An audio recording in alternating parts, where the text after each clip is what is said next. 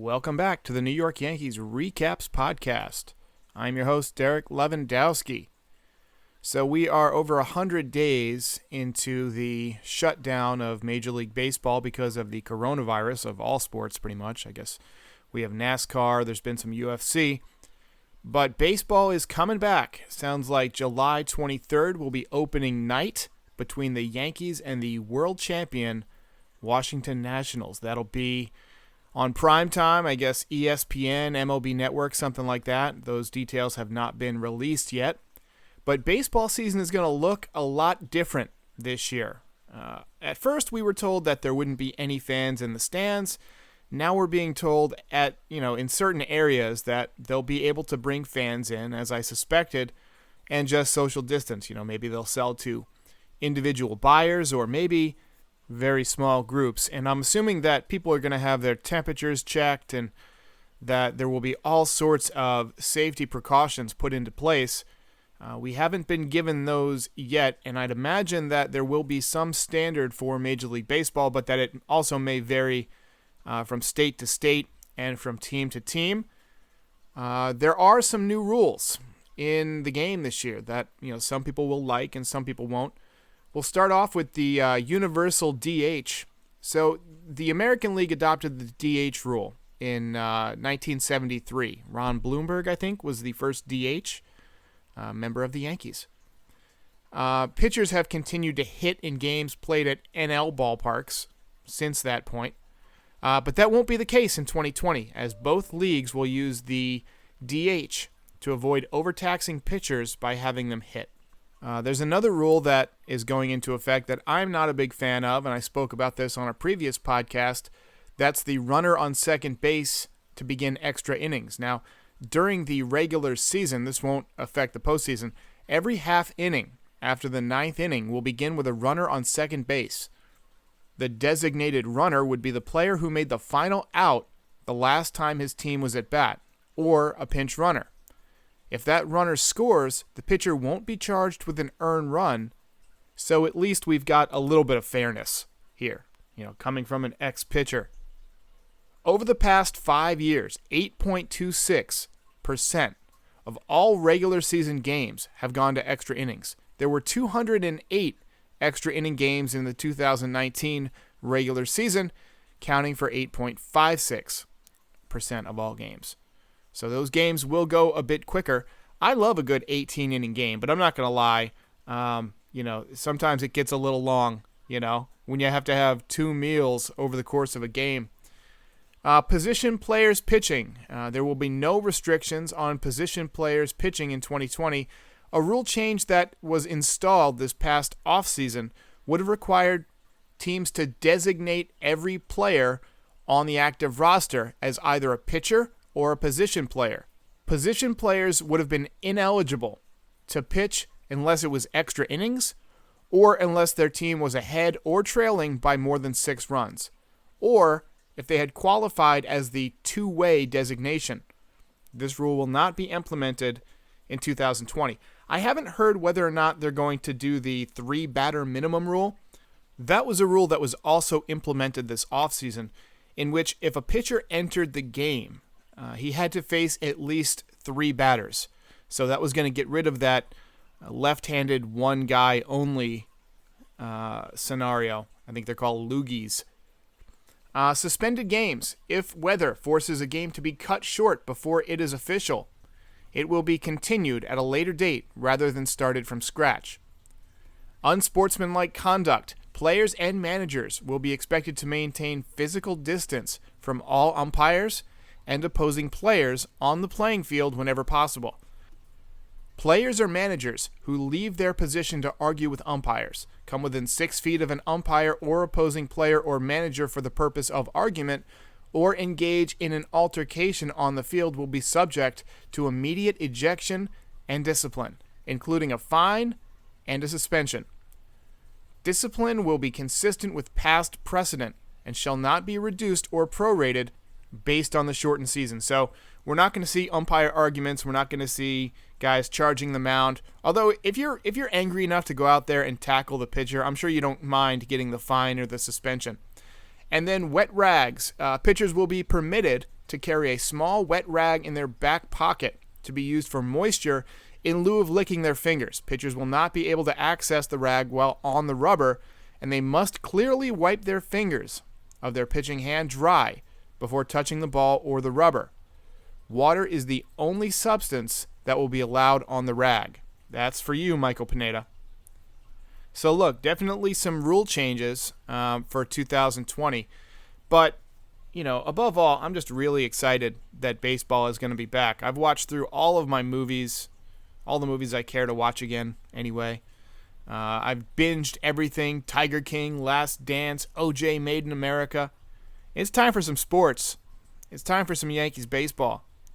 So let's talk about the 2020 season, the New York Yankees, reporting to camp for the second time, this time in Yankee Stadium. As far as preseason games go, each team has been permitted to schedule up to 3 exhibition games prior to the start of the season. I don't know if they're going to be televised on Yes. I have no idea. I don't even know if they have even scheduled any games.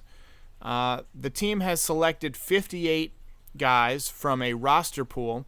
You're allowed up to 60, but the Yankees only put 58 up there, which, given their injury history, worries me some. Why not just put a couple of guys on the last 2 spots? Maybe they're saving them in case they want to make a trade or sign a couple of free agents before the season. But, the roster pool looks pretty much how you would expect it to look. Pretty much everybody is healthy except for Luis Severino. It sounds like Aaron Hicks will be back. But let's go through the whole roster piece by piece. A little 2020 catch-up preview, whatever you want to call it. So, at catcher, we've got Gary Sanchez. He had a very nice year last year. Only played in just over 100 games, if memory serves me correctly. I'm not looking at his stats. Had over 30 home runs. Didn't have a high batting average, but nobody really cares about batting average anymore. He has a great OPS. This spring, it appeared that he reported to camp much lighter, in much better shape. And he's changed his catching stance, which, over the last few months, presumably he's had time to work on as he caught bullpens. But the catching stance was twofold. 1, to help him block pitches in the dirt, and 2, to help him frame. But if you look at it, it also looks like it might be easier on his legs and his lower half, which might be kind of a tertiary benefit that might keep him a bit healthy. Backing him up is Kyle Higashioka. He had 20 home runs in AAA last year. I like him as a backup catcher. He seems like a solid catcher. I haven't seen him play much, but from what I've seen, he doesn't make a lot of contact, but he does have some power. He had a couple of home runs in spring training in that windy game versus the Tigers, in which Garrett Cole also gave up, I think, 4 home runs. At first base, Luke Voit. Now, presumably, he's healthy. He had surgery in the offseason to remove a hernia. And backing him up will be Mike Ford. Also, we have DJ LeMahieu can play a little first base. We've seen Sanchez play a little first base at times. But for the most part, it's going to be Voit and Ford. Greg Bird is no longer on the roster. He is with the Texas Rangers. At second base, DJ LeMahieu. Back at second base where he was a Gold Glove winner a couple years ago in Colorado. He's a tremendous defensive player. He showed a lot of versatility last year. Went to third base some, played some at first base, played some second base. Great hitter. Hit .327, I believe. Led the Yankees in WAR, wins above replacement. I have trouble saying replacement. I don't know why. Do you guys replacement? Maybe it's replacement? I don't know. Maybe I'm just saying it wrong. Shortstop. Gleyber Torres, his age 23 season. This was supposed to be a monster year for Gleyber, and it still might be because 1/6 of his games are going to be against the Baltimore Orioles, who he just dominates. At third base, Gio Urshela is the leading candidate, though we do have Miguel Andujar back from injury. You got to imagine he'll get some reps at third base, but he's not a good defender at third, and he looked pretty good in left field during spring training. You got to imagine that Andujar will play some mix of third base, left field, DH, maybe even some right field, maybe even some first base, though it sounds like they canned the first base idea late in spring training. In left field, Giancarlo Stanton. Now, he missed some time in spring training with a hamstring pull, pulled it right away. I'm not at all confident he can stay healthy because guys like him that are muscle bound, when they start to have injuries and lots of injuries, they just kind of compound each other and throw everything out of whack.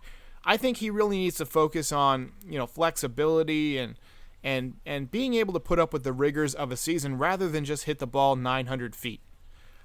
In center field, we have Aaron Hicks. He's back from Tommy John surgery. He had a rough year last year. He was not great.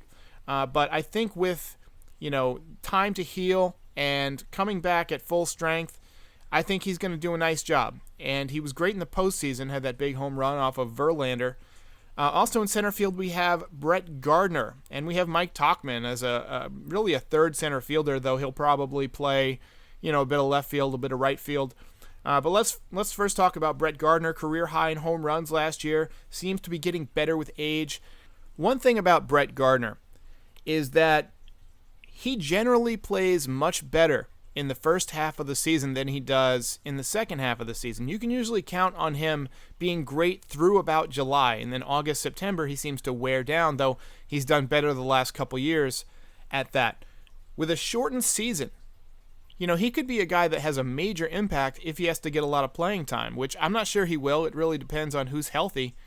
But Brett Gardner could be a big factor, having him healthy all year. Mike Tauchman, he showed to be one of those pickups that Brian Cashman makes that's under the radar, but he ends up way overperforming. He was great with both the bat and the glove last year. I love his sweet left-handed swing, and he really covers some ground in the outfield. Who could, forget those plays he made against Baltimore, robbing a couple of home runs, and he looked tremendous out there. In right field, of course, Aaron Judge. Now, he's a big question mark. Last September, while diving for a ball in right field, he collapsed his lung and broke his top rib. Cashman said last week that he expects both Judge and Aaron Hicks, who's coming back from that Tommy John surgery, to be ready for opening day on July 23rd. And that's exciting. Having everybody out there on opening day is a big deal. They've somehow got to get through the next month without getting injured, which I am not confident about. But this is basically like a college season, 60 games, and then the playoffs. I don't know if they're going to expand the playoffs with the division set up kind of in a strange way. They're going to have to do something different because there is no AL West. There is no AL Central. It's basically just the Eastern and Western MLB. So it's just going to be an odd season. As far as the pitching staff goes, of course, Garrett Cole, the big offseason free agent signing, he will get the start on opening day, followed by probably Masahiro Tanaka, who is entering the final year of his 7-year contract. And I feel good about Tanaka because, he's a guy who generally has to protect his arm, his elbow. He's got that partially torn ligament in his right elbow, and he has to protect that over the course of 30 starts. But if you're only making 12 starts, maybe he can be a little bit more aggressive in throwing fastballs and push the limits of what his arm can handle. Although I'm sure he does want to save himself so that he can get a big contract in the offseason. With his elbow damage, I'm not sure what kind of contract he's going to be able to get. But this could be his last go-around with the Yankees. So let's hope he can, dominate the way he did during his rookie season. Also, we have James Paxton coming back from spinal surgery. He was great down the stretch. He was good in the postseason against the Astros. Big dominant left-handed pitcher, also going to be a free agent at the end of the season. I think they will bring James Paxton back if he pitches well, just because those hard-throwing left-handers are, kind of hard to come by. And he has relatively low mileage because he gets hurt a lot. I don't think he's going to get the $300 million contract like Garrett Cole got, but it wouldn't surprise me if Paxton got a 5-year, $100 million contract. 5 years, $20 million per. That seems fair for a guy like Paxton who's entering his 30s. We've also got Jordan Montgomery. He missed most of last season with Tommy John surgery. I think he's going to be the number 4 man in the rotation. We also have Jay Happ. Happ was looking strong in the preseason before it got shut down. In fact, his velocity was up, just like Jordan Montgomery's was. So maybe this new pitching coach, Matt Blake, is making some adjustments, adding some spin rate, adding some velocity. So I feel good about the pitching staff as long as everybody can stay healthy. The bullpen, of course, very strong. Chad Green, Adam Ottavino, Zach Britton, Aroldis Chapman, even though he served up the home run to Altuve that Altuve may have known was coming because of buzzers. But, this team is looking solid. So everybody hold on, hang in there. Only got about another few weeks to go, and then baseball will be underway. We'll see if they have any exhibition games. If they do, I'll be back to make some updates. Until then, I'll see you next time.